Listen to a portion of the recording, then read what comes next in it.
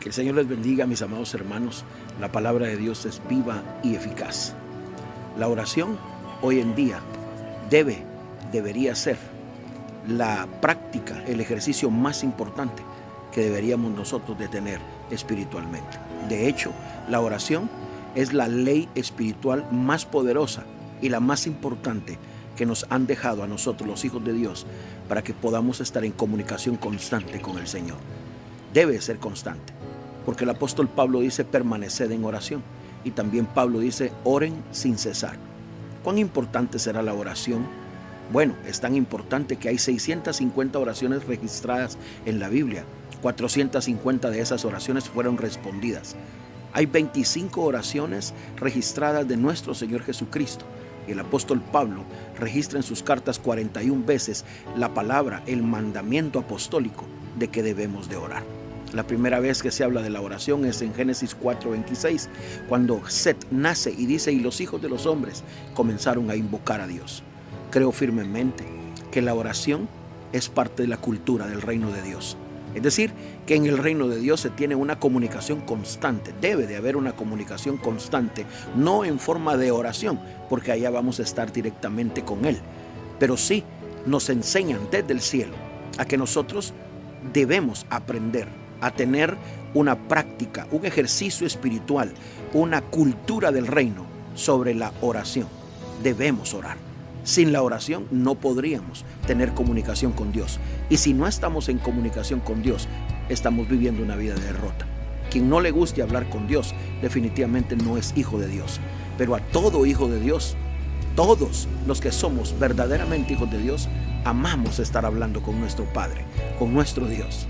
Es tan importante que el Dios mismo, el Padre, dice Jeremías 33:3, clama a mí y yo te responderé. Jesús, cuando estuvo en el Getsemaní, dijo, oren conmigo. Él mismo le pide a sus discípulos, velen en oración conmigo. Y el apóstol Pablo nos llama a que estemos permanentemente orando. Si estos tres, el Padre, el Hijo y el Espíritu Santo, a través del apóstol Pablo, nos habla y nos manda que oremos, esto quiere decir que la oración es sumamente importante. Es tan importante que es la ley espiritual más poderosa que nos han dejado a los hijos de Dios. Debemos de aprender a orar.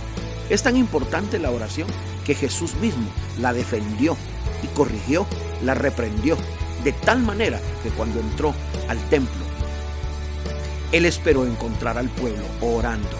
Él esperó encontrar a un Israel humillado bajo la poderosa mano de Dios, pero encontró el templo lleno de mercadería, lleno de vendedores, comercializando en su casa.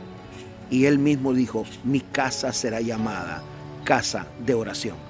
Si Jesús en su primer venida encontró la casa de oración, la casa que debería de ser para orar, la encontró comercializada, la encontró una religiosidad, encontró un evangelio almático más que espiritual, encontró el ministerio, los ministros que debían estar guiando al pueblo, como lo dice Joel, que los sacerdotes entre la entrada y el altar debíamos estar orando y llorando en la presencia del Señor. Los encontró felizmente tranquilos comercializando, vendían los puestos, vendían los espacios para que tomaran puestos de comercialización en la casa del Señor, que debería ser la casa de oración.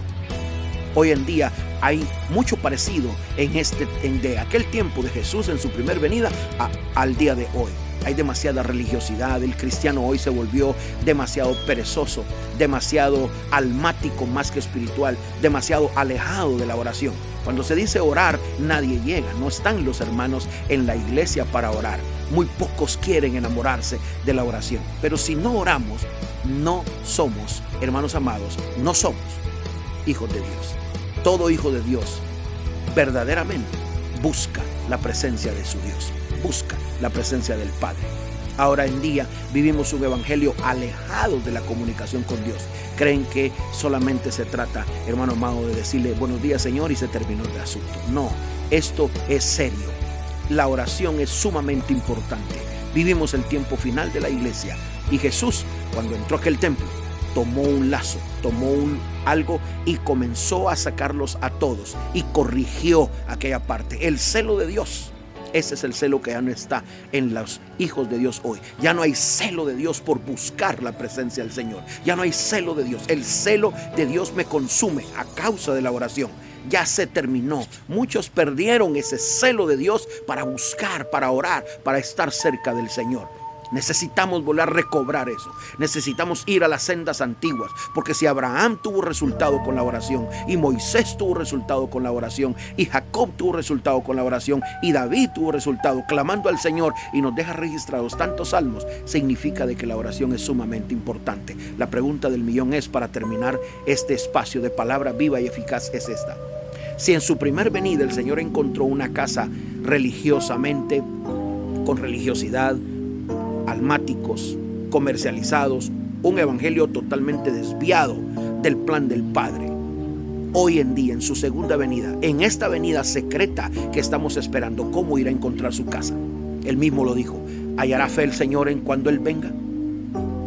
¿Cómo encontrará Él su casa? Y no hablo de los templos donde nos congregamos, porque Dios, dice el apóstol Pablo, que ya no habita en templos hechos de manos, de hombres. Y la Biblia dice que Dios tampoco habita, hermano amado, que Dios ya no habita en estos lugares construidos por los humanos, sino que el apóstol Pablo nos dice que Dios habita en el corazón del hombre. Y dice el apóstol Pablo en el capítulo 6 de Primera de Corintios que nosotros somos el templo de Dios. Eso quiere decir que la casa de oración hoy somos nosotros.